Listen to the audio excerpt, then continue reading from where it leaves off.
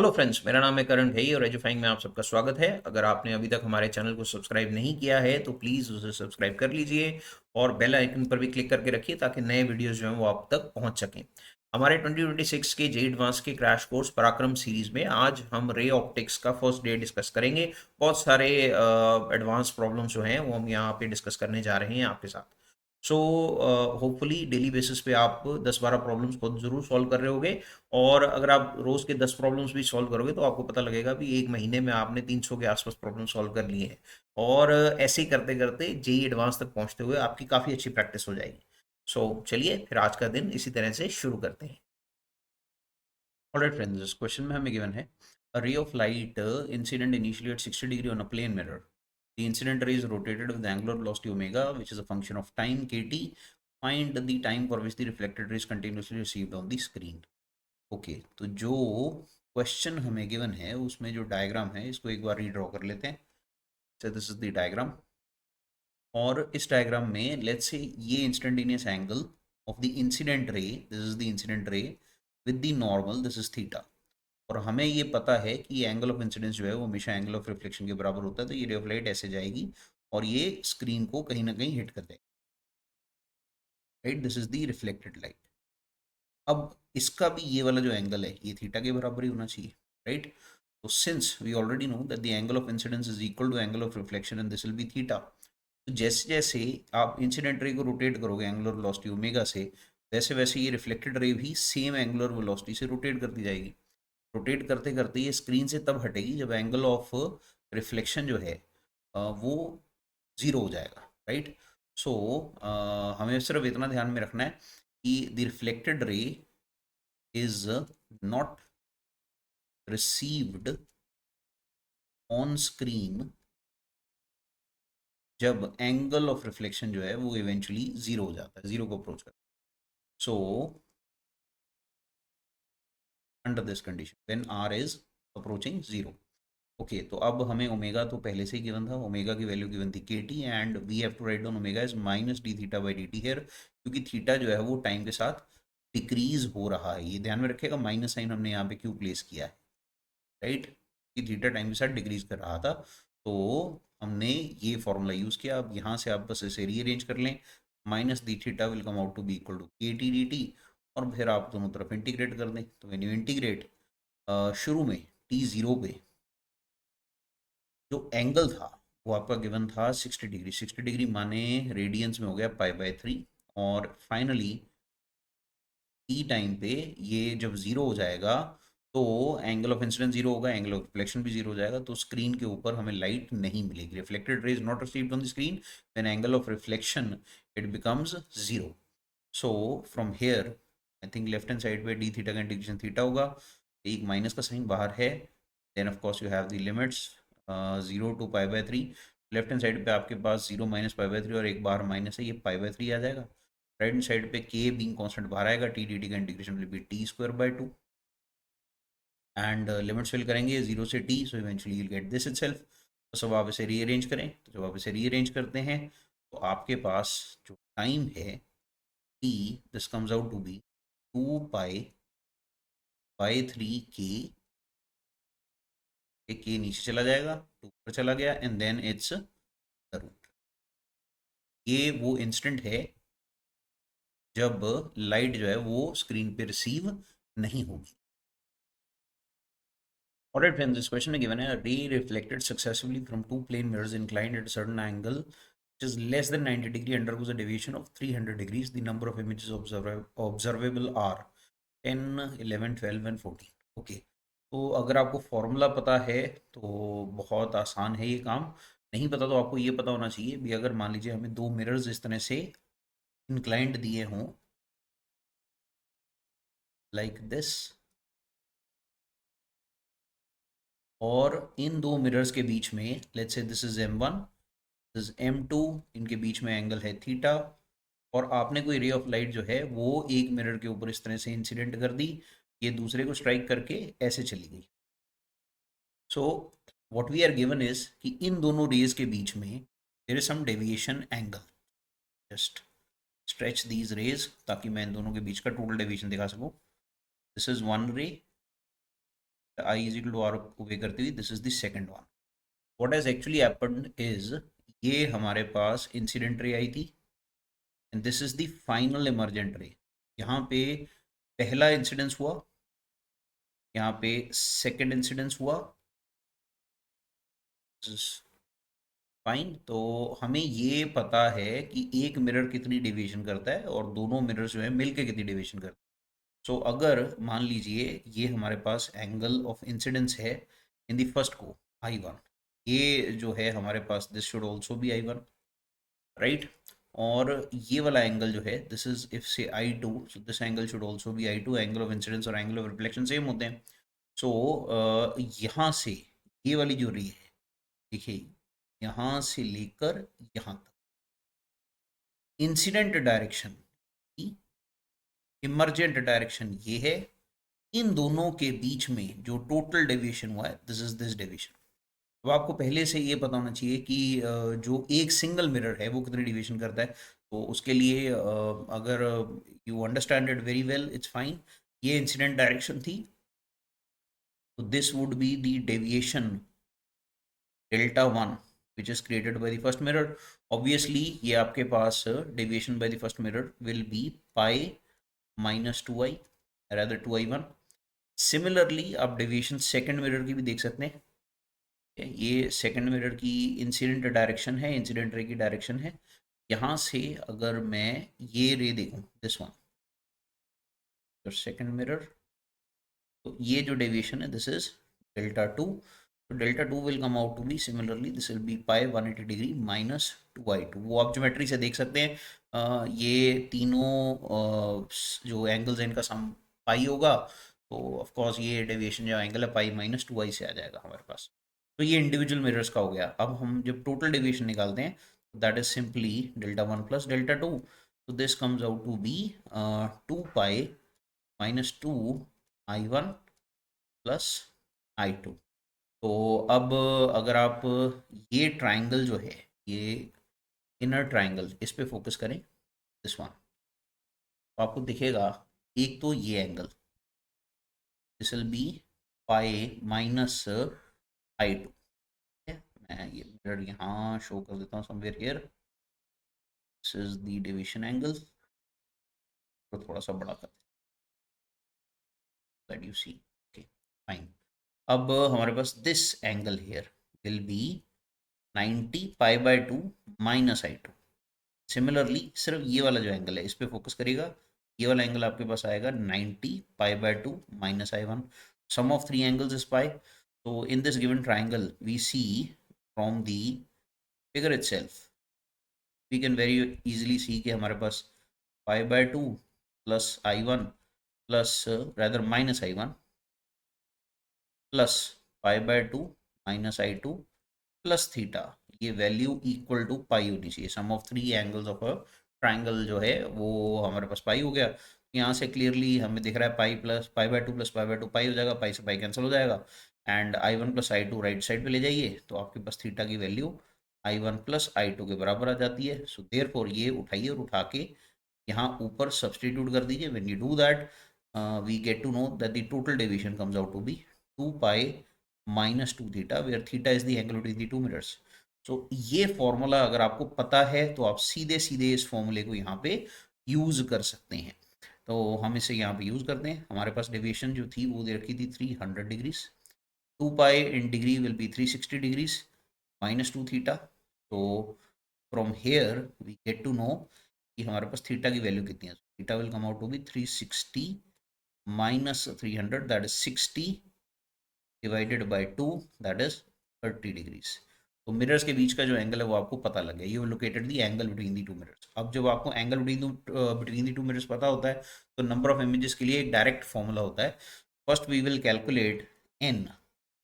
n is 360 degrees divided by theta. ये check करना ये ऑड है या इवन है, क्या फ्रैक्शन आ रहा है, क्या वैल्यू आ रही है. So this is 360 degrees divided bye 30 degree. So I think this is 0 0 cancel हो, this is 12. This is even. Since n is even, therefore the number of images formed ये हमारे पास n minus 1 होगा. क्योंकि होगा ये कि इस केस में एक इमेज जो है वो सुपर इम्पोज कर जाती है दूसरी इमेज के साथ। चाहे आप सिमेट्रिकल रखें एसिमेट्रिकल रखें, से फर्क नहीं पड़ता। तो ये एक इमेज आपकी जो है वो कम दिखेगी हमें। सो this will B 12 -1 that is 11। तो आपके पास जो नंबर ऑफ इमेजेस फॉर्म्ड होंगी वो 11 होंगी। सुपरपोजिशन की वजह से एक इमेज जो है वो कम हो जाएगी। So the correct answer here will be option B. This will be the correct answer. All right, friends, this question is given as shown in the figure. A particle is placed at O. So there is a particle at O in front of a plane mirror M. So ये हमें plane mirror given है. A man at P can move along paths PY and PY prime. Then which of the following is true? तो पहला option है for all points on PY man can see the image of O. Okay, तो ऊपर जाते वक्त man जो है वो image देख सकता है कि नहीं, ये check करना है हमें. For all points on PY prime man can see the image, but not all points on PY he can see the image of O. Okay, तो ये कह रहा है but for not point on, अच्छा मतलब ऊपर जाते वक्त तो ये कोई इमेज नहीं देख सकता, नीचे वाली देख सकता है, ये कह रहे हैं. Then says for all points on P Y prime man can see the image. नीचे जाते वक्त तो सारी देख सकता है, बट ऊपर जाते वक्त but on P Y can see the image only up to distance D. Okay, man can see the image only up to distance D on either side of B. तो हमें फील्ड ऑफ व्यू जो है वो judgement लेनी है कि field of view कितनी होगी. Let's just draw the diagram first. Okay, this is the mirror given to us. ये ध्यान में रखिएगा.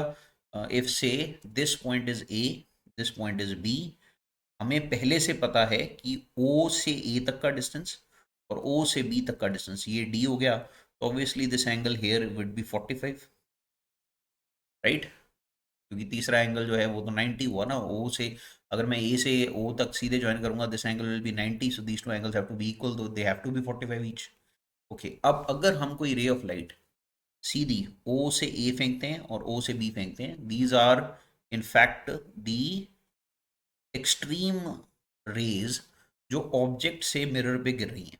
ठीक है, इनके बियॉन्ड कोई रे ऑफ लाइट जो मिरर पे नहीं गिर सकती फ्रॉम दी ऑब्जेक्ट. और फिर आप यहाँ पे नॉर्मल्स बनाएं. This is the normal, this is here the normal. Angle of incidence और एंगल ऑफ रिफ्लेक्शन जो है वो बराबर होगा आपके पास. So I think this angle obviously if this is 45, ये 45 था, ये भी 45 है, तो this angle here will also be 45. ये क्योंकि टोटल 90 होगा, नॉर्मल है ना ये मिरर से, दिस विल बी 45. तो यहाँ से 45 होने का मतलब है कि ये रे ऑफ लाइट रिफ्लेक्शन के बाद यहाँ गिरेगी सीधे. This angle has to be 45. So we already know O A distance was d, तो this distance has to be D.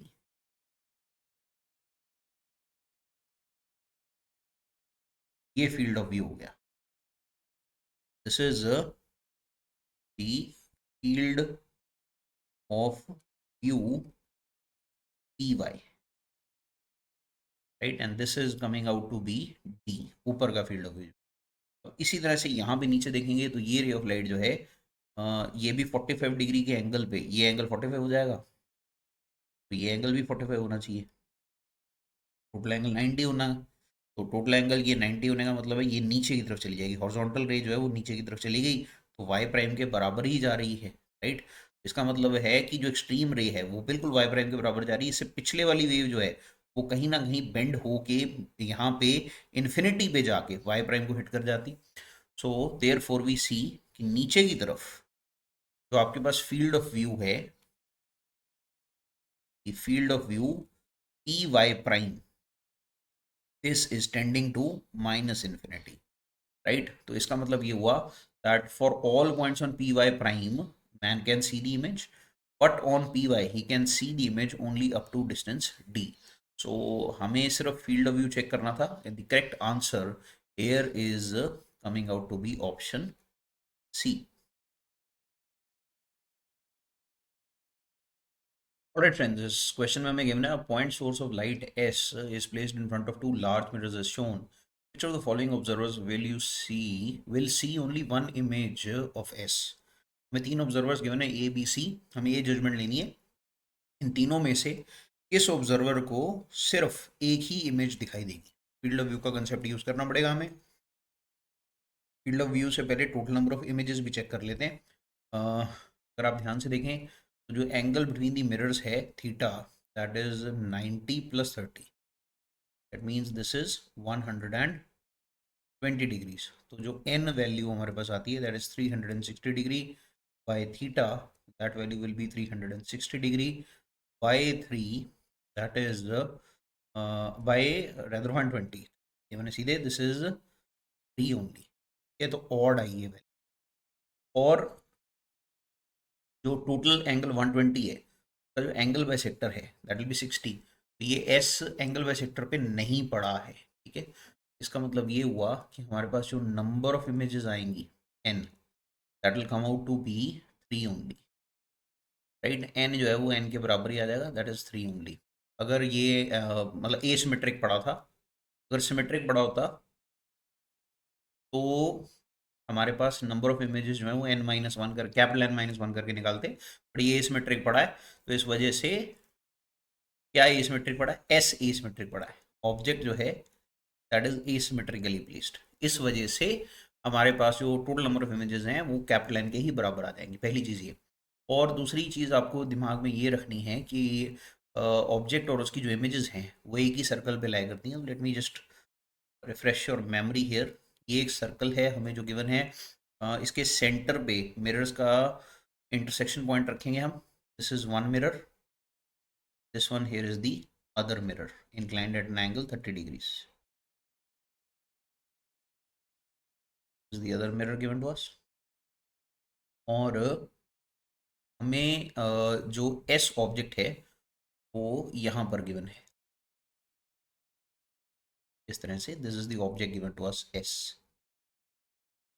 Mark the points, this S, okay. और ये हमारा पहला मिरर है, this is the other mirror, और दोनों mirrors के बीच में this angle is given to us as 30 degrees। Question में ये मेंशन है, ओके। तो अब पहली चीज़ तो जो आपको डायग्राम से देख के ही पता लग जाएगी, एंड दैट इज दैट ये जो फर्स्ट मिरर है यहाँ पे ये ऑब्जेक्ट डिस्टेंस होगा, and this is the image distance. This is the image I1 which is formed by the first mirror। इसको M1 मार्क कर लेते हैं, this is mirror 1, this is a mirror 2। तो ये I1 इमेज जो है ये फर्स्ट मिरर ने फॉर्म करी। अब इसी तरह से ये जो डिस्टेंस है इसके बराबर दूसरी तरफ देखेंगे, हमारे पास ये I2 इमेज आएगी, I2 image which is formed by the second mirror. अब मिरर 1 जो है उसके अंदर मिरर 2 जो है उसकी भी एक इमेज बनेगी समवॉट लाइक दिस। ये ध्यान में रखिएगा, this is the image of mirror 2 which is formed inside mirror 1। इसके अंदर ये इमेज जो है ये इन फ्रंट आ रही है, आपको ऐसे सोचना पड़ेगा। This is the image of the mirror, मैं इसको कलर चेंज कर देता हूँ इसका, strobe lighter colour here. This is the image M2 prime, ठीक है। तो ये आपके पास M2 प्राइम है, द इमेज ऑफ M1, ये M1 की इमेज है। अब बेटा ऐसा है कि ये जो इमेज I1 थी ये इस मिरर के सामने आ रही है, बट I2 जो है वो इसके पीछे आ रही है। सिमिलरली आप एक इमेज M1 की भी बना सकते हैं, तो आपको यहाँ दिखेगी ऐसे, right. This is the image of M1 जो कि M2 ने बनाई है, M2 के अंदर बन रही है, ठीक है। तो होगा क्या कि जो I2 है वो तो दोनों मिरर्स के पीछे आ रही है, बट I1 जो है वो एक मिरर M2 के सामने आ रही है। तो इसकी जो फर्दर इमेज है वो आपको नीचे दिखाई देगी। मार्क दैट टू, कलर से मार्क कर देते हैं, ये रहा। ये आपके पास ऑब्जेक्ट डिस्टेंस हुआ, ये आपके पास इमेज डिस्टेंस हुआ। Somewhere here will B I3। अब ध्यान रखिएगा I3 किसने बनाया, I3 M2 की इमेज के अंदर I1 की फर्दर इमेज बनी है, तो इस वजह से आपके पास टोटल इमेजेस 3 आ रही हैं। अब हमें फील्ड ऑफ व्यू का कंसेप्ट देखना पड़ेगा, ये 3 इमेजेस में से कौन सी इमेज किसको दिख रही है। तो फील्ड ऑफ व्यू के लिए हमें एस जो है वहां से रेज चलानी पड़ेंगी और एक्सट्रीम ऑफ मिरर्स के ऊपर फेंकनी पड़ेंगी। यहाँ से एक यहाँ पे फेंकते हैं और एक यहाँ पे फेंकते हैं, ठीक है। अगर आप देखें ये एक्सट्रीम वेव्स हैं एक्सट्रीम रेज हैं इनफैक्ट एस से जो चल रही, जो मिरर M1 पे हिट करनी है। तो अगर आप इस पॉइंट पे नॉर्मल ड्रॉ करते हो, I draw normal here, draw this normal here and I draw normal here, हमें दिख रहा है कि जो रे ऑफ लाइट है वो इस जगह से इस तरफ जाएगी, तो यहाँ से आई इज इक्वल टू आर ओबे करती हुई ये एस चली जाएगी,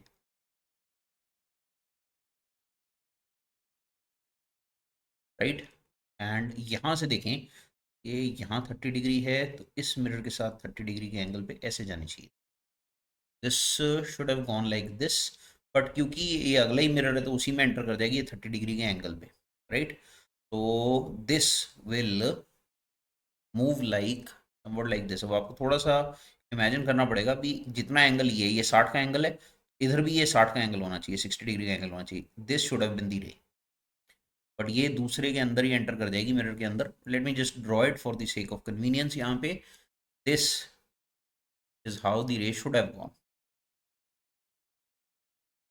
this will enter in the other mirror. अच्छा, अब ये हमारे पास फील्ड ऑफ व्यू यहाँ से लेकर यहाँ तक, ये फील्ड ऑफ व्यू है मिरर 1 का, ये ध्यान में रखिएगा, ठीक है। तो इसके अंदर अगर कुछ है तो उसे मिरर 1 के अंदर की इमेजेस जो है वो सारी दिखाई देने वाली है, ये ध्यान में रखिएगा, right. This is very very important कि इसके अंदर this is field of view, let me just mark it to for you, इस पॉइंट को आप मार्क कर दीजिए अपनी तरफ से ए, और इसको मार्क कर दीजिए बी।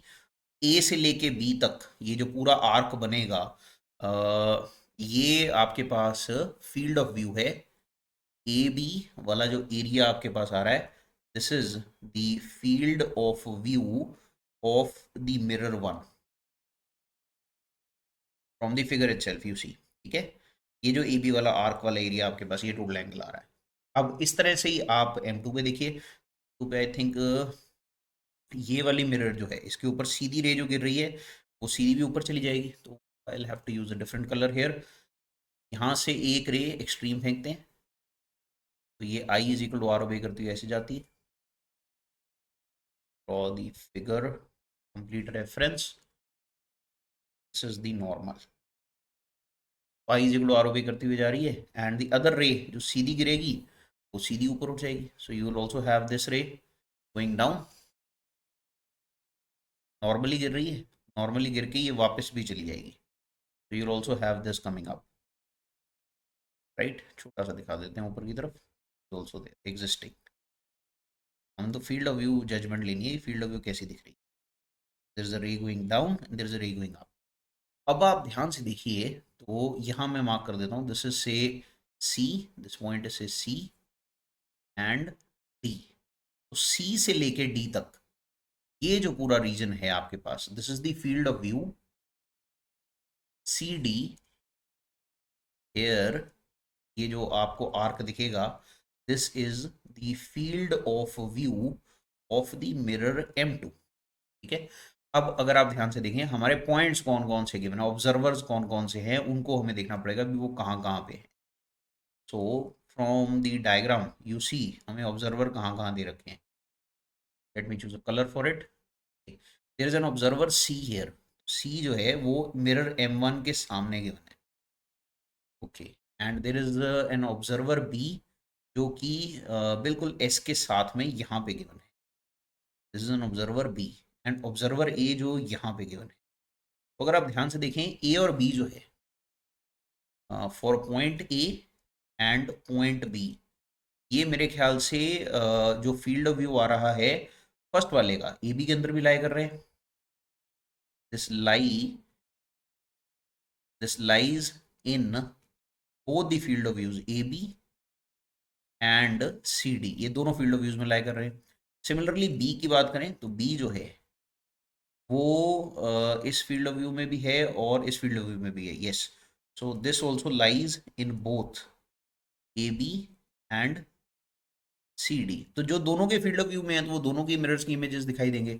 तो इसका मतलब है ये ऑब्जर्व करता है, ए जो है this observes 3 images and B also observes 3 images, right. तो दोनों तो तीन तीन इमेजेस शो कर ही रहे हैं, ए और बी तो हो नहीं सकते, इसका मतलब ये नहीं हो सकता और ये वाला नहीं हो सकता। ठीक है, तो अब कहानी ए भी नहीं ऑब्जर्व कर सकता सिंगल इमेज, तो ये भी गई, तो रह गया सिर्फ सी। तो इसका मतलब सी जो है वो फील्ड ऑफ व्यू के अंदर हो सकता है, यहाँ पे कहीं पे होगा। सो दैट ये सी जो है वो सिर्फ सिंगल इमेज ही ऑब्जर्व कर रहा होगा। तो देयर फोर ओनली सी में, अब वो अगर फील्ड ऑफ व्यू के अंदर है, अब ये हमें डायग्राम से जजमेंट लेना मुश्किल है, but this is the obvious answer कि ए और बी तो कर नहीं रहे single image, it may observe only the image from mirror one. ठीक है, अगर ये मिरर वन की इमेज ऑब्जर्व करता है, it may observe only one image, क्योंकि ये सिर्फ it is only, it lies in the field of view of, I think ये सिर्फ ए बी वाले फील्ड ऑफ व्यू में आ रहा है, और ये सिर्फ एम वन के फील्ड ऑफ व्यू में आ रहा है। ठीक है, तो therefore it may observe only one image, ये सिर्फ एक ही इमेज ऑब्जर्व कर सकता है अगर फील्ड ऑफ व्यू के अंदर आ गया। ठीक है, ये इस इमेज को आई थ्री को नहीं देख पाएगा, ये सिर्फ आई वन को देख पाएगा, प्रोवाइडेड ये field of view of mirror M one के अंदर आ जाए। Right, this is what we are observing, so the correct answer here will be option B. बहुत ध्यान से करना पड़ेगा ऐसे, कि फील्ड ऑफ व्यू आपको एनालाइज करना आना चाहिए, फील्ड ऑफ व्यू क्या कहाँ है, कितना है, और वहां से आपको जजमेंट लेनी पड़ेगी कि आपको कितने इमेजेस जो हैं वो टोटल दिखाई देंगे। ऑलराइट फ्रेंड्स, इस क्वेश्चन में गिवन है plane mirror is placed with its plane at an angle of 30 degrees with respect to Y axis. तो प्लेन मिरर है, वाई एक्सिस के साथ 30 डिग्री के एंगल पे है। Plane of the mirror is perpendicular to the X Y plane and the length of the mirror is 40 centimeters. An insect moves along the x-axis starting from a distant point with a speed of 2 centimeters per second. Find the duration of the time for which the insect can see its own image in the mirror. तो हमें ये देखना है कि जो insect है वो अपने फील्ड ऑफ व्यू में कितनी देर के लिए रहता है। Let's draw the diagram once. तो देखिए ये हमें गिवन है mirror at an angle 30 degrees with respect to Y axis, और पहले मान लेते हैं कि जो इंसेक्ट है वो बहुत दूरी पर है, लाइक दिस। तो यहाँ से एक रे ऑफ लाइट जो है वो इसके एज ओ पे गिरेगी, मोड लाइक दिस, और एक जो है इसके इस एज पे गिरेगी। हम मार्क कर देते हैं दोनों पॉइंट्स को। Let's say this point here is A and these are the extreme incident rays. तो आप एक काम ये करिए कि यहाँ दोनों जगह नॉर्मल टू मिरर बनाइए। तो let's say these are the normals, this is normal to the mirror, this here is the normal to the mirror. एक तो हमें एंगल जो है ज्योमेट्री से दिख जाएगा, दिस एंगल इज 60। ठीक है, तो क्योंकि ये टोटल 90 है ये वाला भी, तो दिस विल बी 30। राइट, इस तरफ आपके पास ये एंगल जो है ये 30 डिग्री आ रहा है, तो आई इज इक्वल टू आर भी होगा। सो दैट मीन्स ये भी रे ऑफ लाइट जो है ये 30 डिग्री का एंगल नॉर्मल के साथ बनाती हुई इस तरह से चली जाएगी। This is one. और दूसरा यहाँ पे देखें अगर, तो ये भी आई इज इक्वल टू आर भी होगा। राइट, यहाँ पे कुछ एंगल होगा आई, ये कंटिन्यूसली चेंज होगा, और ये वाला भी यही एंगल होगा। मान लीजिए ये एंगल अगर थीटा है, मैं एक जगह थीटा लिख लेता हूँ, तो this will also be theta. तो आई इज इक्वल टू आर ओबे होता रहेगा, and you will see that this is the field of view. तो अभी जो हमारे पास फील्ड ऑफ व्यू हमें दिख रहा है, this is the field of view, और जो इंसेक्ट है वो इस फील्ड ऑफ व्यू से बाहर है। राइट, और ये कब फील्ड ऑफ व्यू के अंदर आएगा, अब इसके बारे में बात करते हैं। जैसे जैसे इंसेक्ट मूव करता जाएगा, कभी ना कभी तो ऐसा होगा ये थीटा जीरो हो जाएगा आपके पास। ठीक है, as it is moving closer, कभी ना कभी ऐसा जरूर होगा कि ये थीटा जीरो हो जाएगा। जैसे ये थीटा जीरो होगा, देखिए एक लाइन तो चेंज ही नहीं हो रही। कौन सी नहीं चेंज हो रही? As this insect is moving forward with speed V, तो ये वाली जो रे है, दिस रे, इट इज नॉट चेंजिंग, ये ऐसे ही जाएगी। तो इसका ये वाला एंगल 30 ही रहने वाला है। तो फील्ड ऑफ व्यू का एक पार्ट तो चेंज नहीं हो रहा।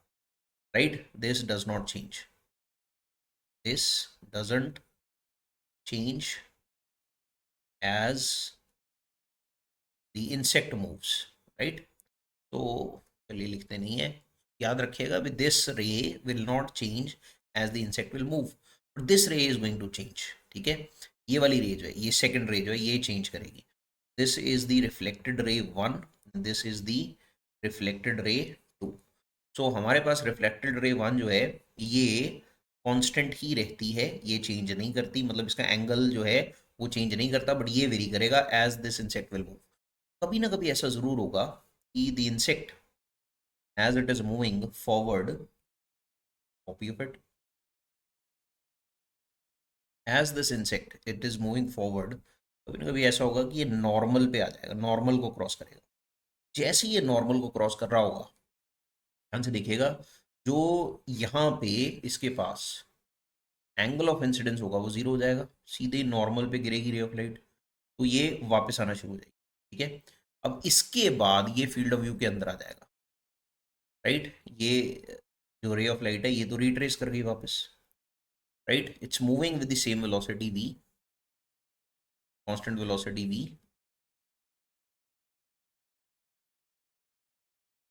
इसे क्रॉस करने के बाद when the insect is somewhere here, अब क्या होता है ध्यान दीजिएगा, choose a colour, so green choose कर लेते हैं। तो यहाँ से रे ऑफ लाइट जो है अब जब यहाँ मिरर पे पड़ेगी, ठीक है, तो ये इस तरह से जाएगी, आई इज इक्वल टू आर ओबे करती हुई, समवॉट लाइक दिस। अब ये इंसेक्ट अगर आप देखें तो ये फील्ड ऑफ व्यू जो है, आर ओबे कराना है मुझे, राइट। सो ये नॉर्मल के साथ जो एंगल है ये वाला, this angle and this angle, they will be equal, right. And the new field of view is this much is the field of view।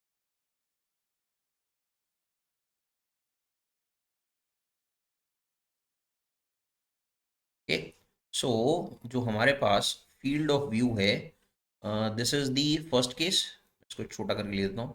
This is field of view in the first case, this is field of view in the third case. तो पहला case ये वाला था, second case जो होगा उसमें ये रे ऑफ लाइट ऐसे ही सीधी चली जाएगी, इसको एक्सटेंड कर देते हैं इस तरफ,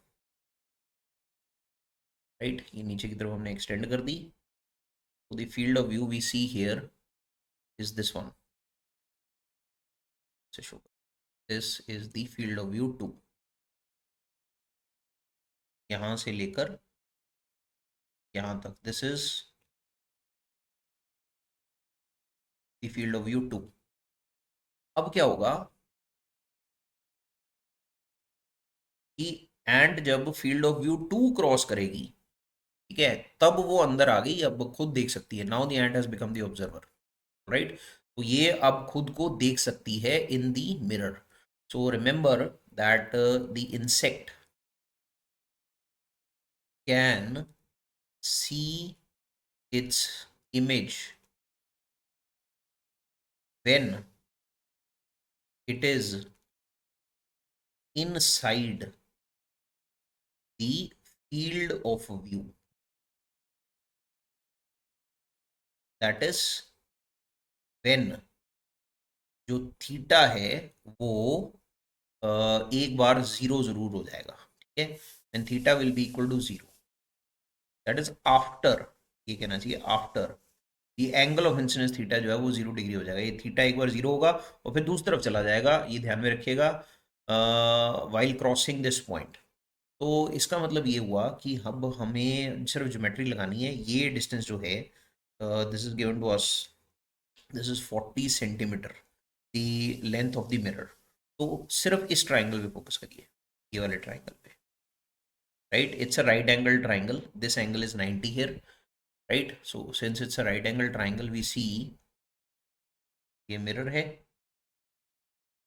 right? And this was the y axis given to us।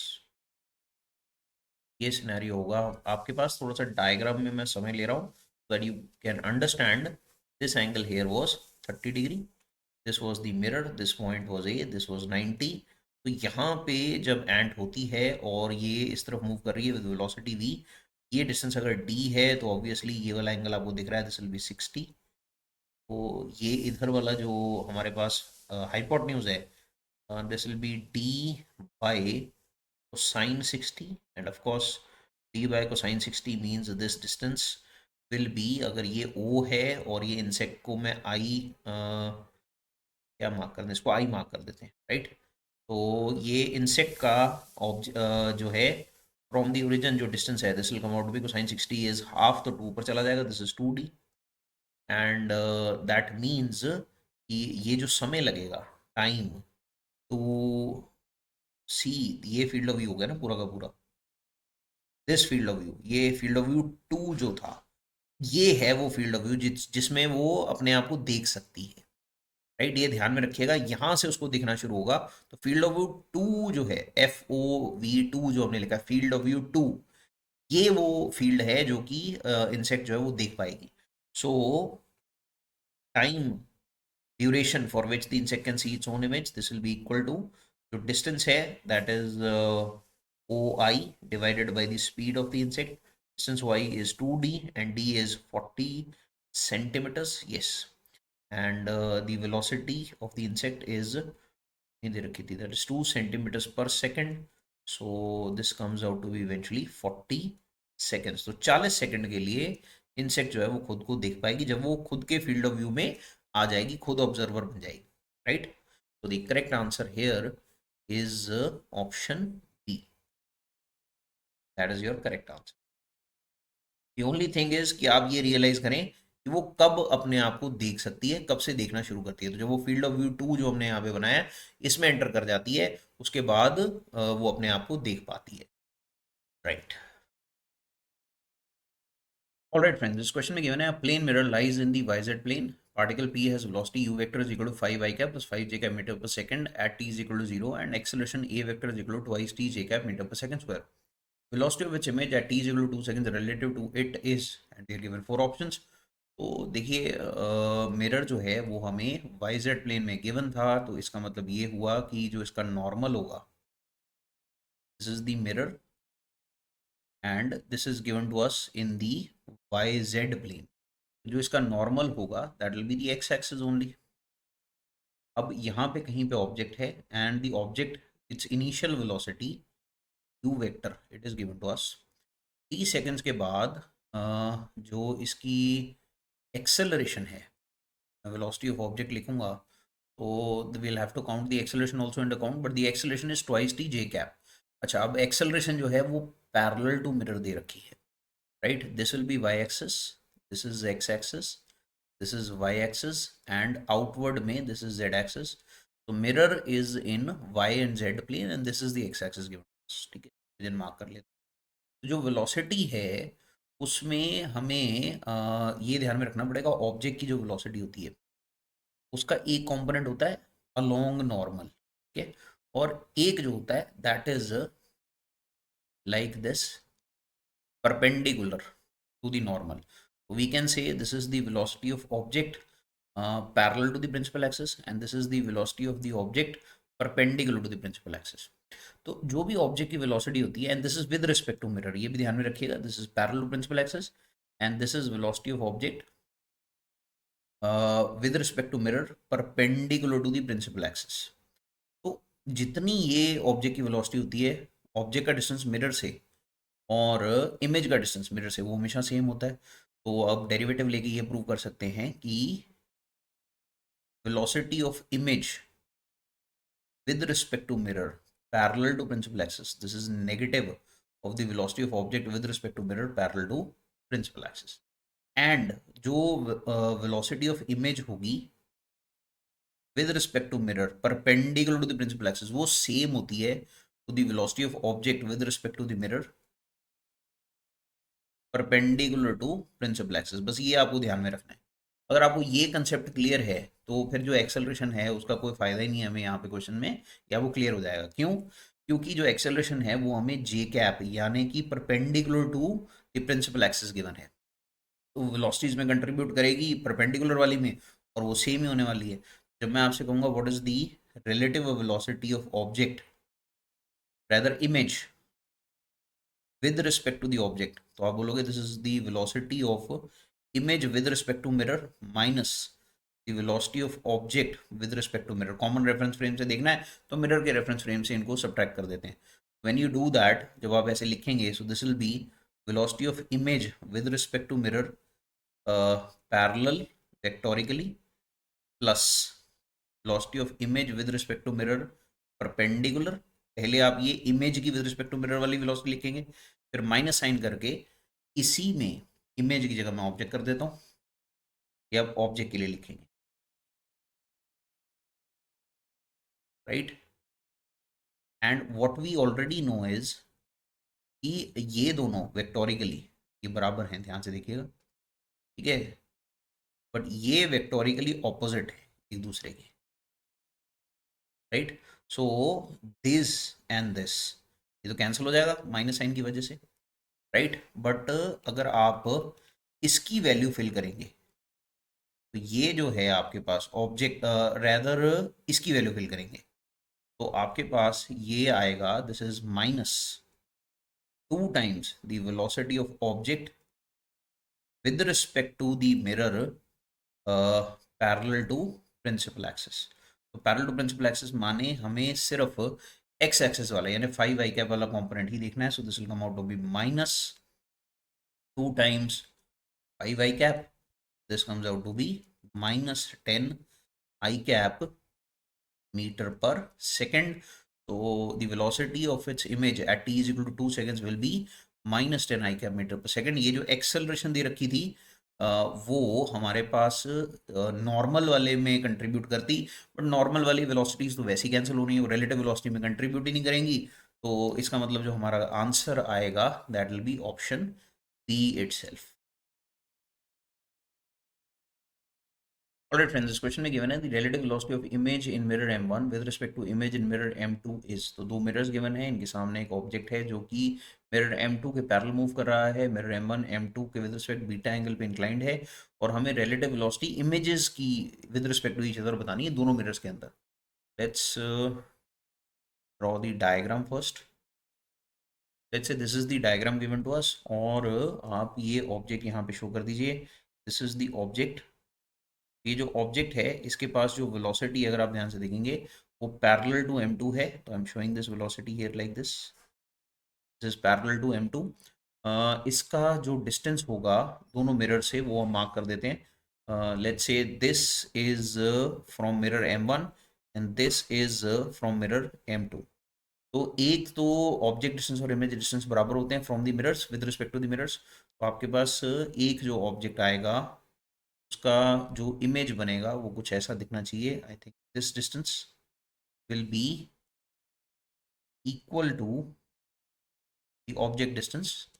यहाँ पे एक इमेज बनेगी, this is image I1 in mirror M1। मैं इसको हटा देता हूँ, इसको कलर चेंज कर देते हैं। This is say the object distance from mirror M2, इतना ही इमेज डिस्टेंस होगा। तो समवेयर हेयर द इमेज, तो this is the image I2 inside the mirror M2। अब अगर आप देखें ध्यान से तो ये जो वेलोसिटी है ये मिरर के पैरेलल है, इसका कोई भी कंपोनेंट अलोंग दिस लाइन नहीं है, तो इसका मतलब ये है कि जो इमेज के पास वेलोसिटी आएगी वो भी पैरेलल टू मिरर ही आनी चाहिए, राइट। इसके पास तो वेलोसिटी वी ही होगी। बट अगर आप यहाँ देखें इस तरफ, इस वेलोसिटी के आपको दो कंपोनेंट्स करने पड़ेंगे, एक परपेंडिकुलर टू द मिरर और एक parallel to the mirror like this, right. अब इसके लिए आपको ये एंगल देखना पड़ेगा। ये एंगल कौन सा है, अगर आप ध्यान से देखें तो जो ये दो लाइंस हैं, let me draw it here. If I draw line first here which is parallel to mirror M1, तो मिरर M1 के पैरेलल एक लाइन बना लेते हैं आपकी अंडरस्टैंडिंग के लिए।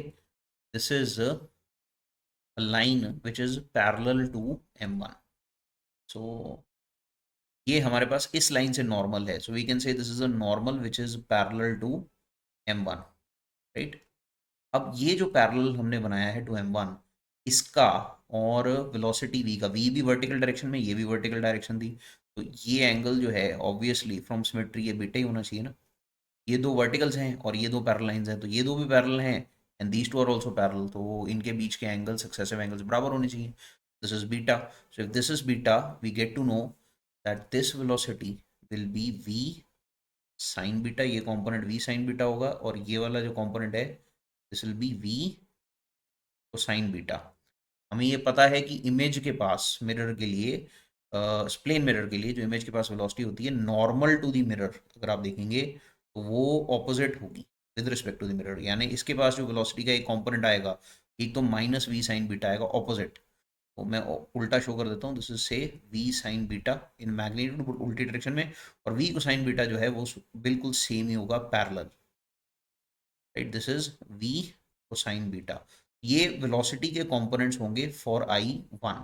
इन दोनों का रिजल्टेंट लेकर आपको नेट वेलोसिटी बनानी पड़ेगी। So if I take the parallelogram here, ये आपके पास कुछ इस तरह से वेलोसिटी v आएगी, स्पीड v आएगी i1 की। हमें इन दोनों इमेजेस के पास जो वेलोसिटीज आई हैं इनके बीच में सिर्फ एंगल चेक करना है कि वो एंगल कितना है। अगर वो एंगल आपने लोकेट कर लिया तो वेलोसिटी बड़े आसानी से बता सकते हैं। पहला काम ये करते हैं कि ये वेलोसिटी v2 मार्क कर लेते हैं, मैग्नीट्यूड v है। ये वेलोसिटी v1 मार्क कर लेते हैं, मैग्नीट्यूड इसका भी v आएगा नेट जो है। और इन्हें ना सुपर इम्पोज करते हैं एक ही पॉइंट पे। तो हमें रिलेटिव वेलोसिटी निकालनी है। दिस इज से v2, ये ऊपर की तरफ है। अगर आप थोड़ा ध्यान दें, ये ना ये जो पैरेलल टू m1 हमने लाइन बनाई थी, अगर यहाँ पे बना दी जाए तो v2 का जो एंगल है इस नॉर्मल के साथ, this is parallel to m2। मैं फिर से बना रहा हूँ, यही वाली लाइन देखिए, parallel to mirror m1, sorry by mistake, parallel to m1 ये लाइन है। This is parallel to m1। ये एंगल जो है ऑब्वियसली ये बीटा ही होगा ना, जैसे पहले यहाँ बनाया आपने। सो if I draw it here, this is the same parallel to m1, वही बना रहे हैं हम। this here, this angle you already know, this angle is beta, this angle here is beta। अब अगर आप v1 यहाँ पे सुपर इम्पोज करें, सो v1 इज दिस, ऐसे जा रही है और लाइक दिस, इसे उठा लेते हैं ओके। और v1 का अगर आप ध्यान से देखेंगे, this angle, this will also B from symmetry, this is beta, right. तभी ऊपर वाला जो है वो आपके पास कोसाइन बीटा है, राइट। ये अगर v है और ये वाला कंपोनेंट v कोसाइन बीटा है तो ऑब्वियसली ये एंगल बीटा होना चाहिए। तो दिस मीन्स अब ये लाइन अगर आप देखें तो ये भी तो पैरेलल टू मिरर m1 ही तो है। This is we draw it, जो v कोसाइन बीटा हमने यहाँ पे बनाया है, दिस इज पैरेलल टू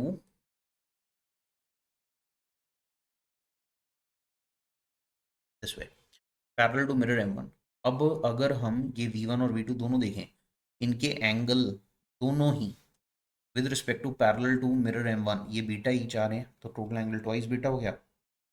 और इन दोनों के बीच की जो रिलेटिव वेलोसिटी होगी दैट विल बी दिस, है ना। आप चाहें तो उन्होंने पूछा है velocity of image in mirror m1 with respect to m2, यानी वेक्टोरिकली उन्होंने ये पूछा है v12 vector, this would be v1 vector minus v2 vector, ठीक है। v1 minus v2 would mean कि एक ऐसा वेक्टर इसका हेड v1 पे होना चाहिए और टेल v2 पे होनी चाहिए। और अगर मैं आपसे इसका मैग्नीट्यूड पूछूं तो ऑब्वियसली हमें क्लियरली दिख ही रहा है कि दोनों वेक्टर्स इक्वल हैं, राइट। v1 और v2 मैग्नीट्यूड में इक्वल है, v1 vector and v2 vector, इनका मैग्नीट्यूड सेम है, दैट इज v ईच।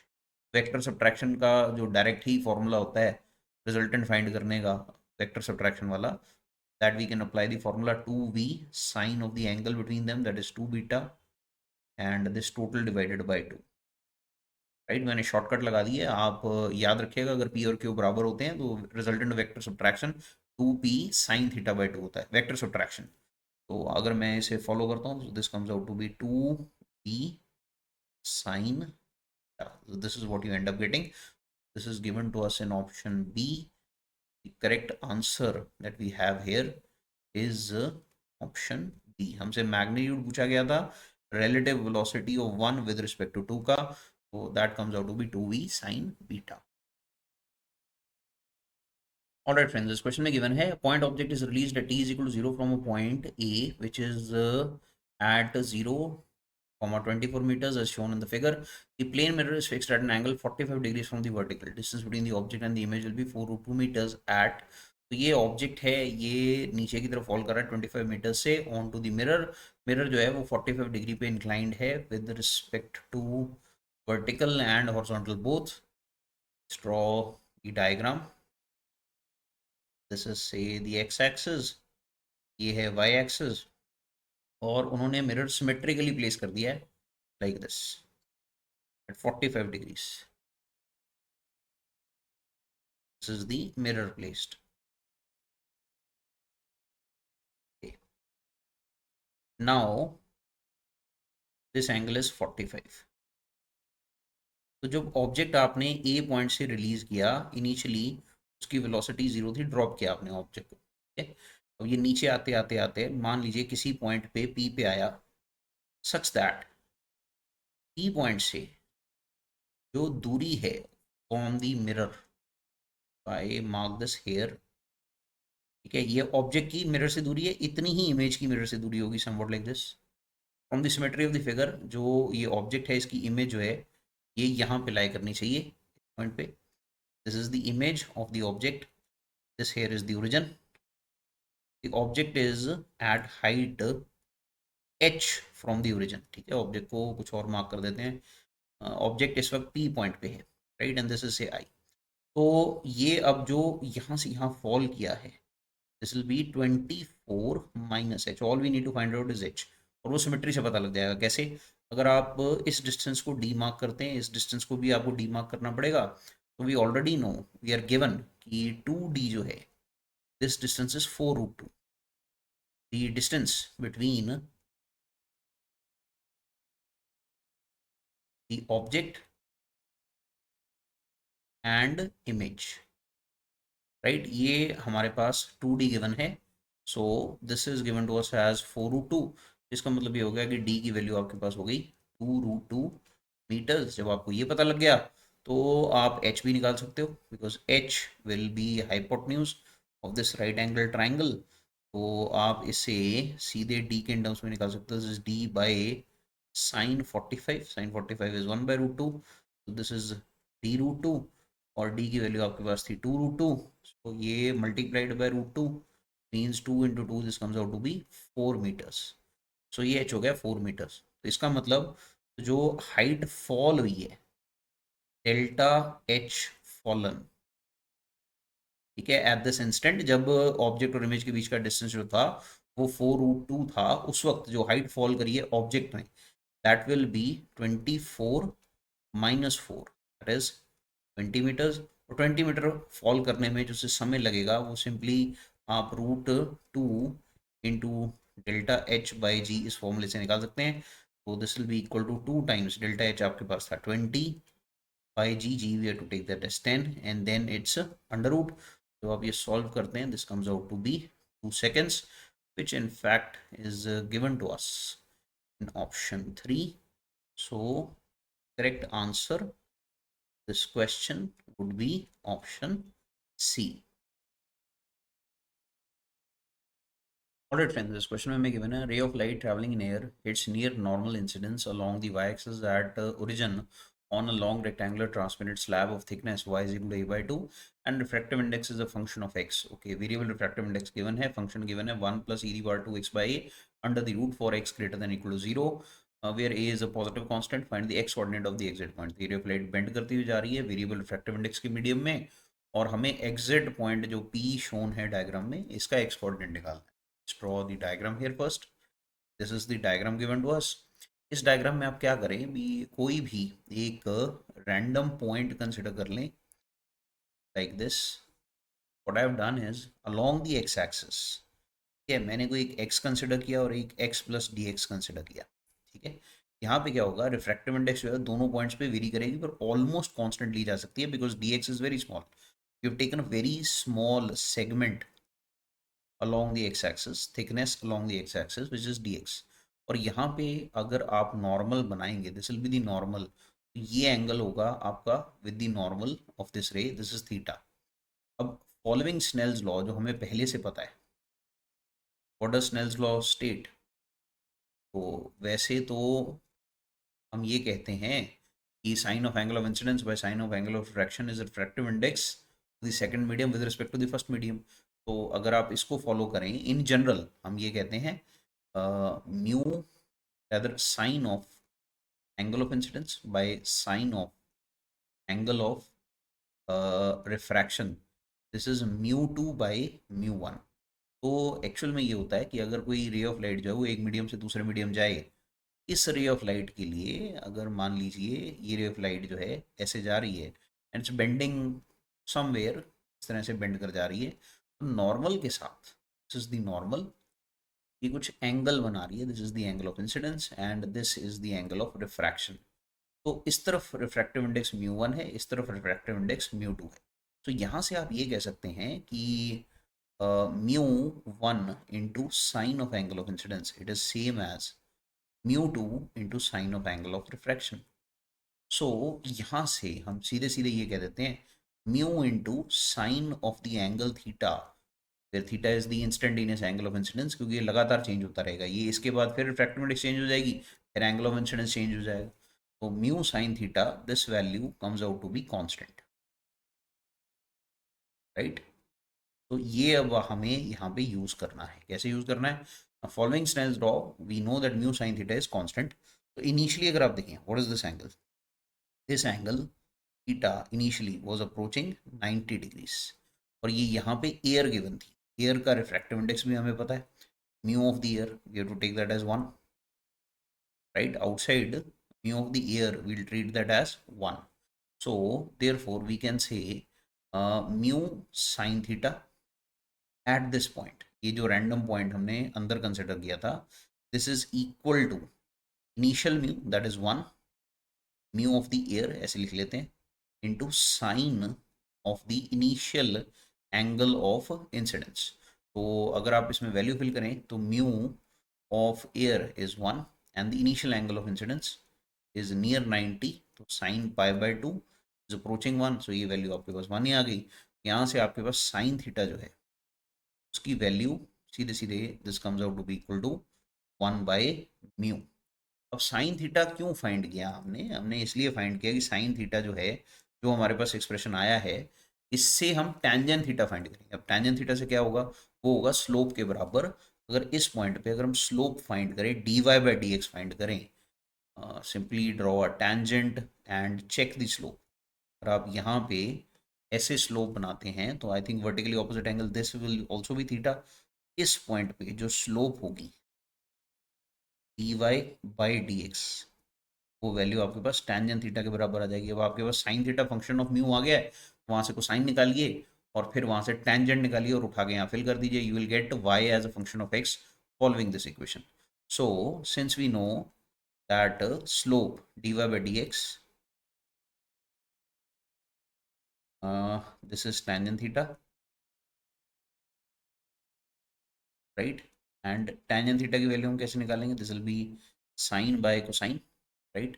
तो साइन थीटा तो 1 बाय म्यू आ गया and cosine theta will come out to be 1 minus sine square theta under the root, ये value आपके पास आ जाएगी 1 minus 1 by mu square under the root. अगर मैं इसे पूरे को सॉल्व कर लेता हूँ, this is mu square minus 1 under the root divided by mu. तो tangent theta will be sine theta by cosine theta. बस वैल्यू फिल करके देखिएगा, साइन थीटा बाय कोसाइन करेंगे तो म्यू से ये वाला म्यू कैंसिल हो जाएगा, you will eventually get 1 by under root of mu square minus 1। तो अब अगर आप इसे फर्दर इसमें म्यू की वैल्यू फिल करते हैं, अब हमें फंक्शन दे रखा है, अब काम इसके बाद आसान है। ये तो मेथड ही था जो मैंने आपके सामने अभी डिस्कस किया। अगर आपको ये मेथड पता है तो आप डायरेक्टली भी इसे यूज़ कर सकते हैं, बट फिलहाल मैंने आपकी अप्रोच के लिए मेथड आपको बता दिया भी कैसे इसको अप्रोच करना है। So now what you do is fill the value of mu here. जब आप म्यू की वैल्यू फिल करेंगे, दिस इज 1 ओवर, नीचे ये आपके पास आ रहा है अंडर रूट में म्यू का square, that is 1 plus e the power 2x by a, तो उसका अंडर रूट हट जाएगा पहले तो, ठीक है, फिर minus 1, this is what you and up getting. Actual में हमें जो म्यू दे रखा था उसका स्क्वायर करना है, mu was given this value, right? And then you had to square it, then put a -1 here. Once you make the substitution and solve करेंगे ना, तो आपके पास आ जाएगा 1/अंडर रूट में ई दी पावर, देखिए ये अंडर रूट हटेगा, 1 कैंसिल हो जाएगा, फिर माइनस हो गए, e the power you are getting 2x/a। सो इसका मतलब हो गया इसकी टोटल पावर होगी हाफ, तो ये 2 भी गया। सो और ये अगर आप इसे न्यूमरेटर में ले जाते हैं, so this comes out to be e the power -x/a। ये अब आपको अंडरस्टैंड करना पड़ेगा, the under root means power half, ये 2 गया, so e the power you get as -x/a। ये अगर आपको समझ में आई इक्वेशन, तो डॉट स्लोप, अब आप क्या करें, dx को राइट की तरफ शिफ्ट कर दें, so dy is equal to, right hand side पे आपके पास आएगा e the power -x/a into d x, और फिर आप दोनों तरफ कर दें इंटीग्रेट। शुरू में जब x 0 था, y भी 0 था, और एग्जिट पॉइंट पे y की वैल्यू आपके पास है a/2 और x की वैल्यू आपको फाइंड करनी है। Let's fill that as x। तो यहाँ से आपके पास लेफ्ट हैंड साइड पे dy का इंटीग्रेशन आएगा y, लिमिट्स फिल करने हैं आपको 0 से a/2, and on the right hand side you have e the power -x/a divided by, I think नीचे आपके पास ये आ रहा है -1/a coefficient of this, and फिर इसमें आपको लिमिट्स फिल करने हैं 0 से x, ये इंटीग्रेशन कर दी मैंने e दी पावर -x/a dx की। अब इसके बाद अगर आप लेफ्ट हैंड साइड पे लिमिट्स फिल करेंगे, you will end up with a/2, right hand side पे a is up, minus sign भी है, लिमिट्स फिल करेंगे, ई दी पावर एक बार तो -x/a आएगा, दूसरी बार 0, मतलब e the power 0 is 1। So bracket में आपके पास आना चाहिए e the power -x/a -1, but there is a -1 in the denominator also, minus को अंदर ले जाइए, इसे उल्टा लिख देते हैं। So will write down this as 1 minus e the power -x/a, this is what we write down. Eventually ये a से a कैंसिल होगा यहाँ से, जब आप ए से ए को कैंसिल कर देंगे तो you will be left with half, और 1 minus e the power -x/a, ये वैल्यू आपके पास हाफ के बराबर आ रही है। फ्रॉम हेयर ये वैल्यू जो है, आप क्या करें, 1 में से हाफ को माइनस करें, और आपके पास यहाँ से ई दी पावर -x/a, ये वैल्यू हाफ के बराबर ही आ जाएगी। इसे लेफ्ट पे ले आए, इसे राइट पे ले जाएं, तो इसका मतलब you are getting e the power, from here you're getting e the power x/a as equal to 2, और हमें x फाइंड करना था, तो ये अब पावर में है, तो आप इसे log में रिप्रेजेंट कर सकते हैं। I think if I write down natural log, so this means natural log 2, this value will be equal to x/a। ये बेस e है, पावर हमके पास x/a है, और ये वैल्यू 2 के बराबर आ रही है, तो natural log 2 will be equal to x/a, और a को आप ऊपर शिफ्ट कर दें। So from here the coordinate, the exit coordinate, x exit coordinate will be a natural log 2. So this is the exit coordinate asked from us, the x coordinate of the exit point of the ray. Alright friends, this question may given है, in lower atmosphere the temperature of air decreases with height y as t is equal to t naught under root of 1 minus c by square, where c is a constant. Source of sound at origin generates plane sound waves at speed v naught and angle theta naught with horizontal from ground and at height y. They vary as speed v, इसका एक formula given है, और angle theta का एक formula given है। Find the value of n plus alpha by beta. Question में ये given है कि हाइट के साथ टेम्परेचर जो है वो डिक्रीज कर रहा है। सो सपोर्ट लाइक दिस, मान लेते हैं ये y एक्सिस वर्टिकल एक्सिस है, एंड से this is ground, x axis represents ground. तो यहाँ पे ओरिजिन पे आपने एक साउंड वेव जो है उसको यहाँ पे एमिट कर दिया है eight velocity, this is v naught, and initially angle with horizontal is theta naught, horizontal के साथ एंगल थीटा नॉट है। तो अब जैसे जैसे ऊपर जा रहे हैं, जैसे जैसे आप y एक्सिस में ऊपर की तरफ जा रहे हैं, हाइट बढ़ रही है, वैसे वैसे हमें ये देखना होगा कि how v naught and theta naught they are changing, ये इनके फॉर्मूले हमें डिड्यूस करने पड़ेंगे। पहली बात तो वेलोसिटी के लिए तो हमें सीधे ही पता है, सिंस जो वेलोसिटी है of the sound wave we already know this is under root of gamma R T by M, right. Gamma जो है वो पॉइसन्स रेशियो है, R we know universal gas constant, T is temperature, M is molar mass, average molar mass of the gas. तो हमारे पास यहाँ पे इस case में वी बाई वी नॉट अगर हम ये रेशियो कंसिडर करेंगे, so this ratio will under root of simply T by T naught, then R T by M, gamma R by M common होके वो कैंसिल हो जाएगा। तो this means you are getting this as equal to T by T naught की वैल्यू यहीं से दिख रही है, ये तो अंडर रूट में है पहले से, you are getting under root of under root, that means 1 minus c y square, इसकी पार जो है आपके पास ये आ जाएगी 1/4, अंडर रूट करेंगे दिस पार इज 1/4, और हमें ये गिवन है this is 1 minus c y square, और इसकी पार दे रखी है 1/n, right, this is given to us, therefore n की वैल्यू हमें पता लगी, this comes to 4, n is 4। Okay, तो अल्फा और बीटा फाइंड करना है, तो उसके लिए स्नेल्स लॉ फॉलो करते हैं। फॉलोइंग स्नेल्स लॉ से हमें ये अल्फा और बीटा की वैल्यूज़ पता चल जाएंगी। कैसे, ये मैंने सोचा, क्योंकि हमें ना ये एंगल जो है कोसाइन के इन टर्म्स में गिवन था, तो साइन जो है वो हमें ये दिख रहा है स्नेल्स लॉ में यूज़ होता है। Following Snell's law we already know that refractive index mu जो है into sine of the angle of incidence, ये वैल्यू होती है constant, right. We already know this, Snell's law ये कहता है म्यू साइन आई, ये वैल्यू कांस्टेंट होती है। तो शुरू में ये वैल्यू हमें वी नॉट दे रखी है, वेलोसिटी ऑफ साउंड, और किसी टाइम पे जाके ये वी हो जाती है ऊपर। तो पहली बात तो हमें ये समझ में आना चाहिए कि वाई के बढ़ने से टेम्परेचर डिक्रीज कर रहा है, तो वेलोसिटी भी डिक्रीज कर रही है। As y increases, velocity v जो है वो डिक्रीज करेगी, टेम्परेचर रिड्यूस करेगा तो वेलोसिटी रिड्यूस करेगी, वेलोसिटी रिड्यूस करेगी तो रिफ्रैक्टिव इंडेक्स बढ़ेगा, रिफ्रैक्टिव इंडेक्स बढ़ेगा तो नियर नॉर्मल जो है, जो ये रे ऑफ लाइट है ये बेंड करेगी। अगर यहाँ पे इमेजिनरी आप नॉर्मल बनाएं तो ये रे ऑफ लाइट बेंड करनी चाहिए टुवर्ड्स नॉर्मल, नॉर्मल की तरफ, this is normal here, right. अगर मैं इसकी बेंडिंग दिखाऊं यहाँ पे, दिस रे of light should bend somewhat like this, ऐसे बेंड करनी चाहिए टुवर्ड्स नॉर्मल।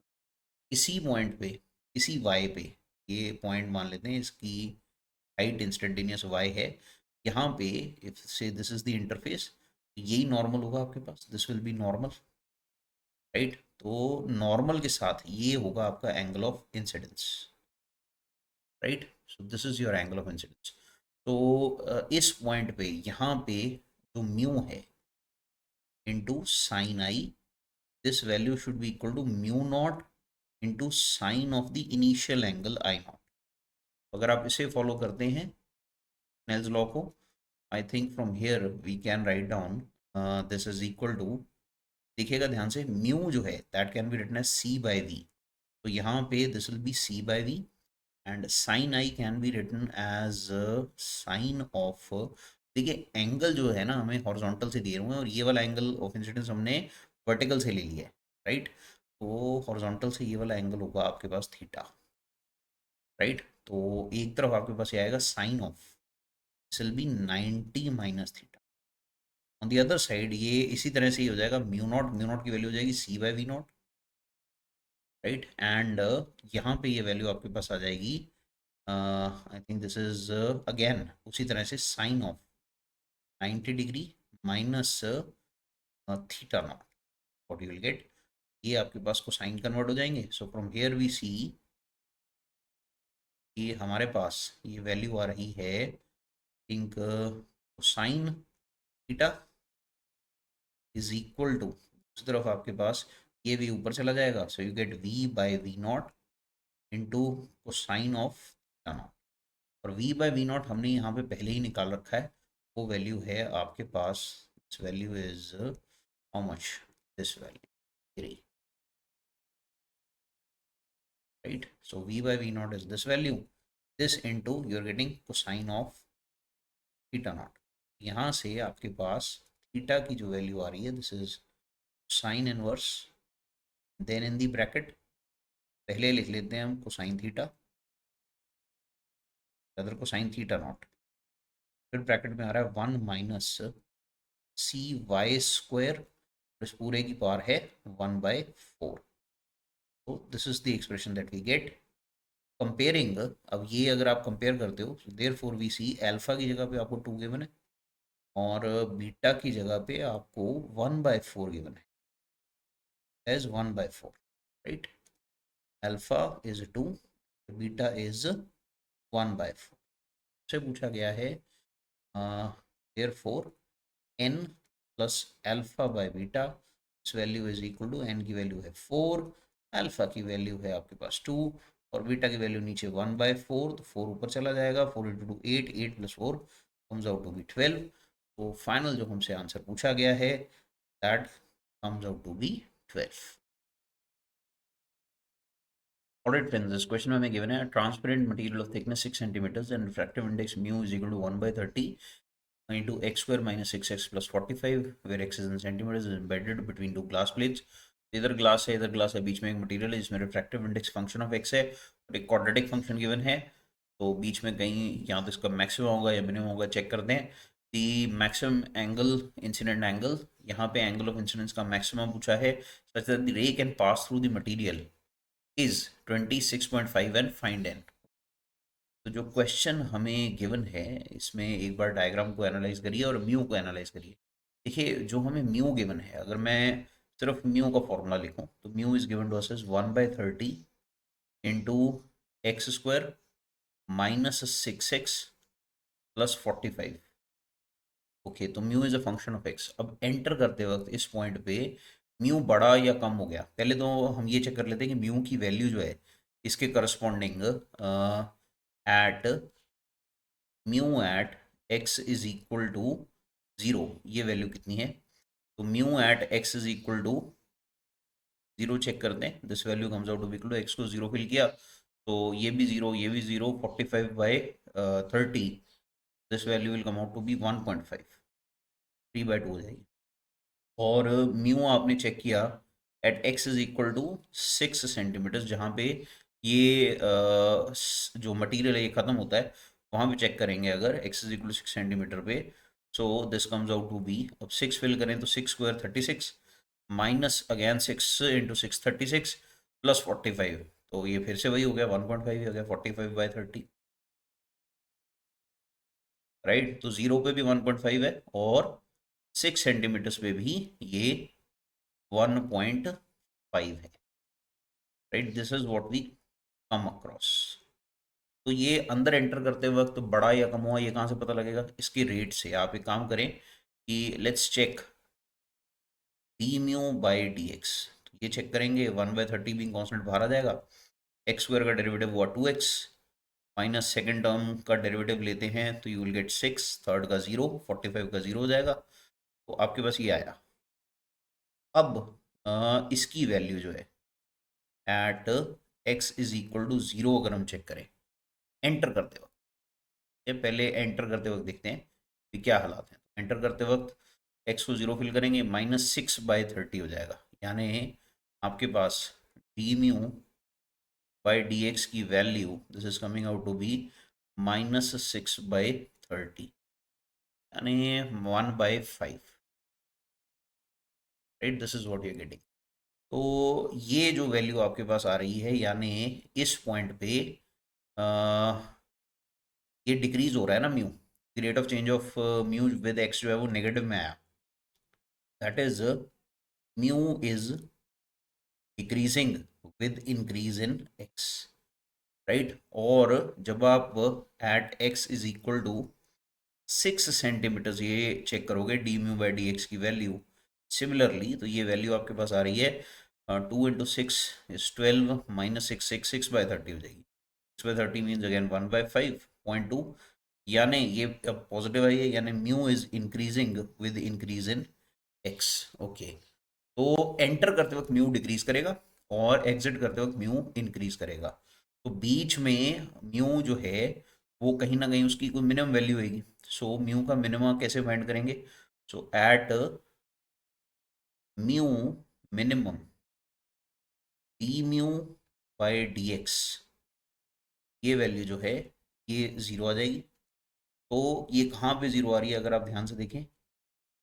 ये वैल्यू 0 आ रही है जब 2x माइनस 6 ये 0 होगा, यानी एक्स की वैल्यू 6/2 3 सेंटीमीटर, यानी एग्जैक्टली मिड पॉइंट पे ये जो म्यू है ये मिनिमम होगा, ठीक है।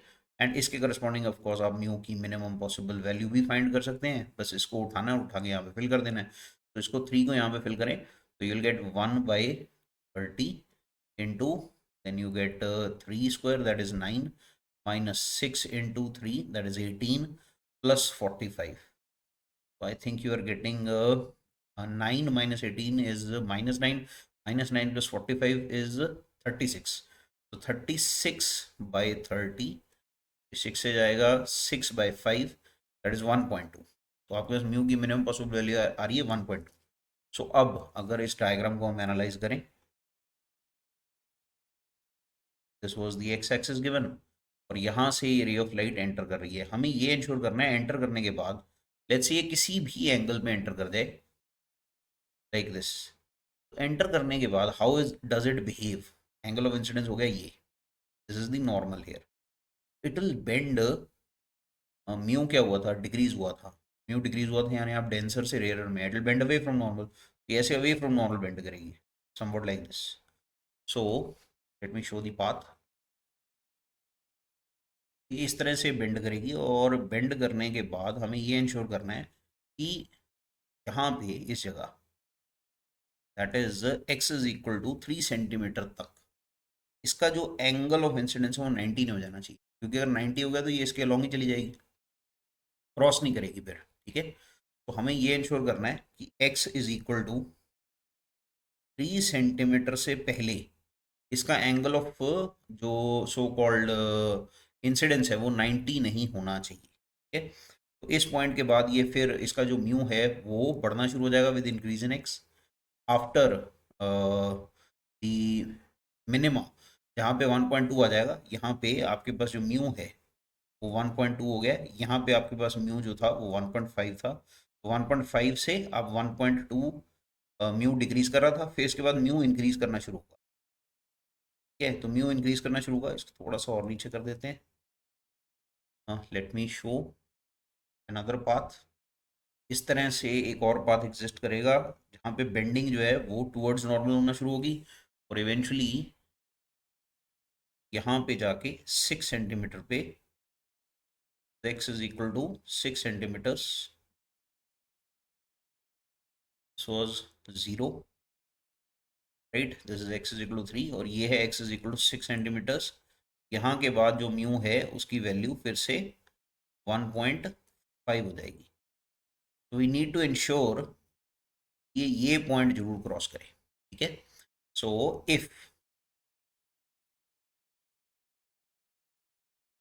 Down, so if the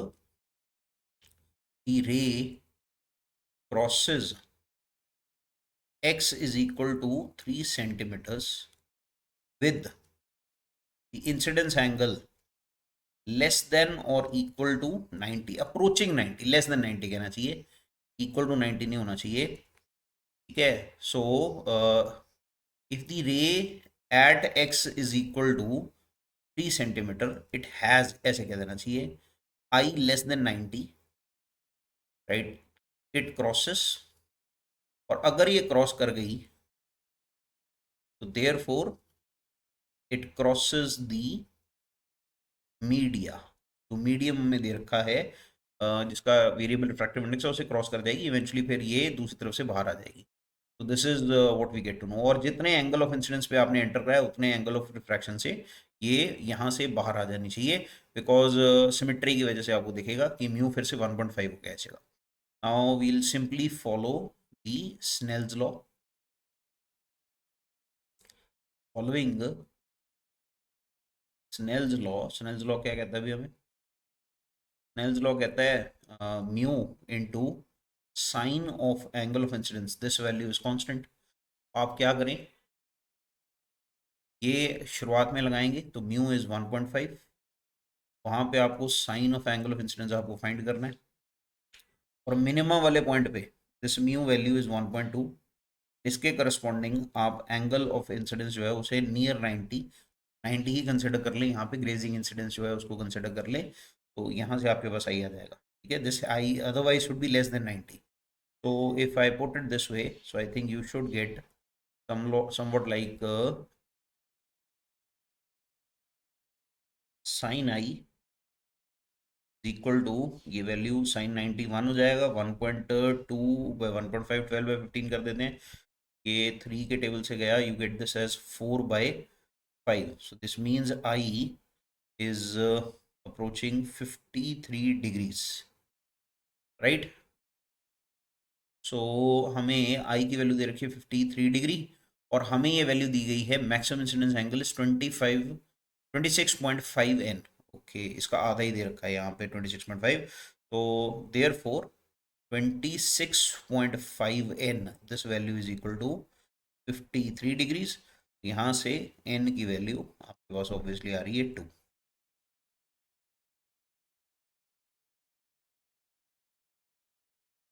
Alright friends, this question में given है the refractive index n of a medium within a certain region x greater than 0, y greater than 0 changes with y till it acquires a value n max, after which it remains constant.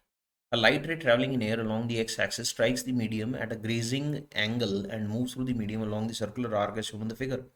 If the angular deviation of the ray before it starts moving on a straight line is 60 degrees and the radius of the circular path in which they travel, the ray travels is 5 units, then n max and n as a function of y are.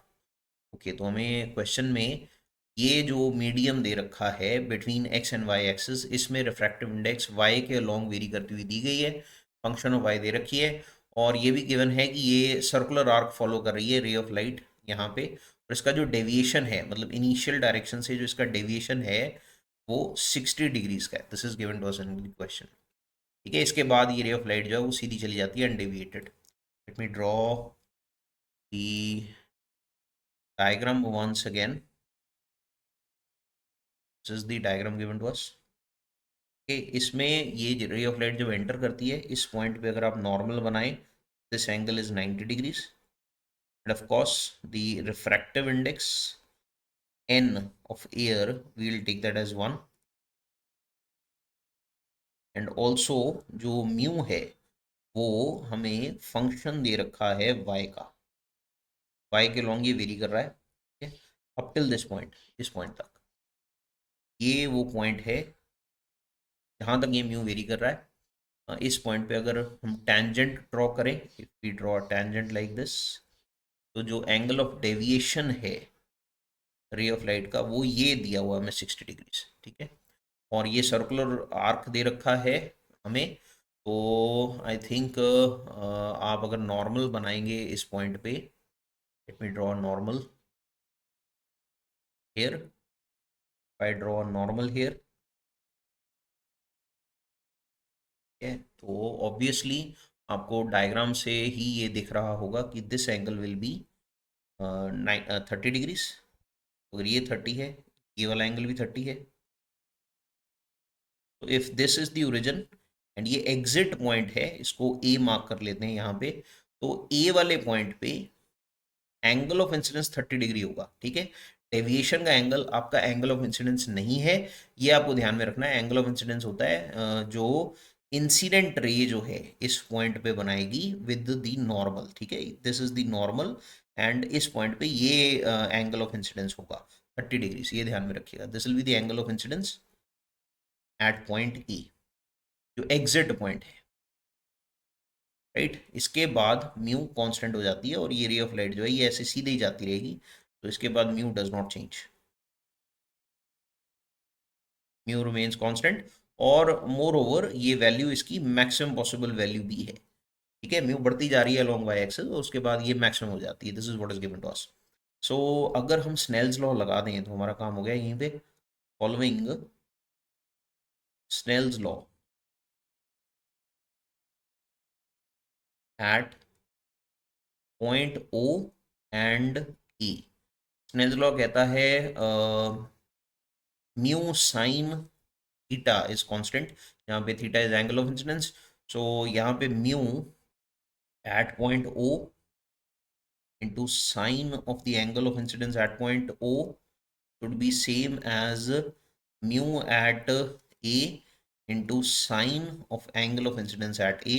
So mu at O is 1, n of air is 1, Sine of angle of incidence, this is sine 90, and on the other side ये आपके पास है n max, and here you have sine 30. So clearly from this we get to know that the value of n max, ये left hand side पे पूरी तरह से ये 1 आ जाएगा, और ये साइन 30 होता है हाफ, तो 2 ऊपर चला जाएगा, सो n max is coming out to be 2, right? And this is only given to us in one option, that is the option A. बाकी किसी ऑप्शन में कुछ भी वैलिडिटी नहीं है, तो correct answer should be A. But एक बार verify ये भी कर लेते हैं कि एन जो है वो फंक्शन वाई सही दिया हुआ है या नहीं। तो उसके लिए क्या करना होगा, आपको सिर्फ ये अंडरस्टैंड करना है कि अगर हम कोई रैंडम पॉइंट पी कंसिडर कर लें फंक्शन के लिए, तो हमें कोई रैंडम पॉइंट पी कंसिडर करना पड़ेगा। लेट्स से एक काम ये करते हैं, हमें पता है कि जो रेडियस होता है वो हमेशा tangential to this so called path होगा, रेदर नॉर्मल टू टेंजेंट होगा, ठीक है। रेडियस जो है वो नॉर्मल टू टेंजेंट होगा, टेंजेंशियल टू पाथ नहीं होगा। तो रेडियस जो है वो नॉर्मल टू दिस पाथ होना चाहिए। तो अगर मैं रेडियल लाइन बनाता हूँ यहाँ से, it will follow on the centre of curvature. कोई भी दो पॉइंट्स पकड़ लीजिए, एक स्टार्टिंग पॉइंट पकड़ा मैंने ओ, और एक ये पॉइंट पकड़ लिया पी। इन दोनों पॉइंट्स पे मैंने रेडियस बनाया, और रेडियस 5 यूनिट समय गिवन था। तो जो इंस्टेंटेनियस डेविएशन है ना, वो ये हो जाएगी थीटा आपके पास। फाइनली ना इस पॉइंट पे जो डेविएशन थी, अगर आप थोड़ा सा इसको एक्स्ट्रापोलेट कर देते हैं, तो ये डेविएशन ना बढ़ते बढ़ते बढ़ते यहाँ से ये 60 डिग्रीज हो गई थी। बट जो इंस्टेंटेनियस डेविएशन है वो थीटा है। तो थीटा के करस्पॉन्डिंग इफ यू चेक, ठीक है, इस पॉइंट पे if I draw the tangent again, same thing जैसे पहले किया था, will have to draw the tangent again.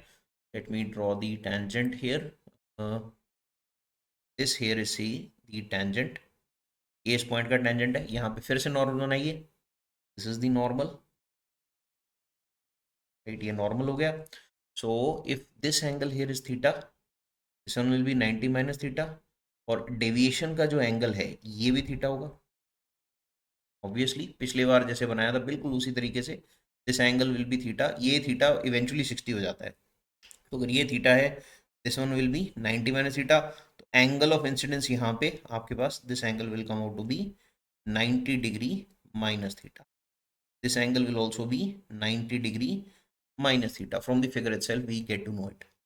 अच्छा, अब जब हमें ये पता लग गया, हमें ये जो राइट एंगल ट्राइंगल है, अगर मैं इसको फॉलो करूं तो इसमें हमारे पास ये 5 दे रखा है। तो ये सामने वाली साइड और ये वाली साइड आप फाइंड कर सकते हैं।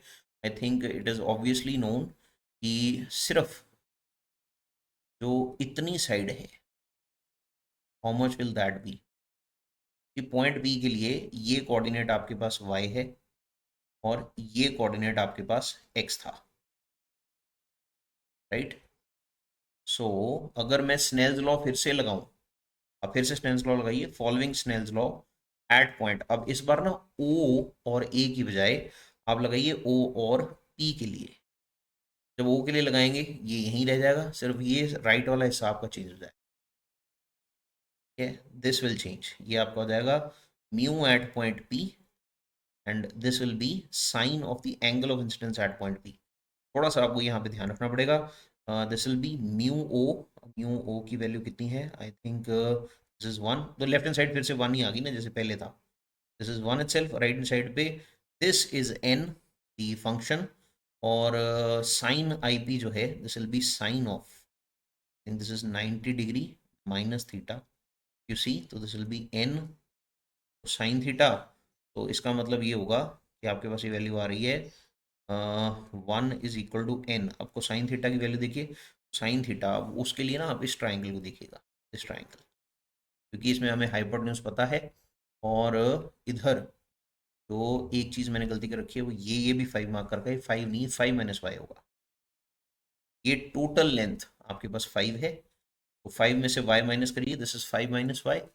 Of course this is the centre of curvature, centre of curvature से ये पॉइंट P का जो y कोऑर्डिनेट है वो माइनस होगा। So this C to this distance is 5 minus Y. तो यहाँ पे आपके पास कोसाइन थीटा आएगा base, that is 5 minus Y divided by hypotenuse, that is 5 obviously. So you get the function n as 5 over 5 minus Y.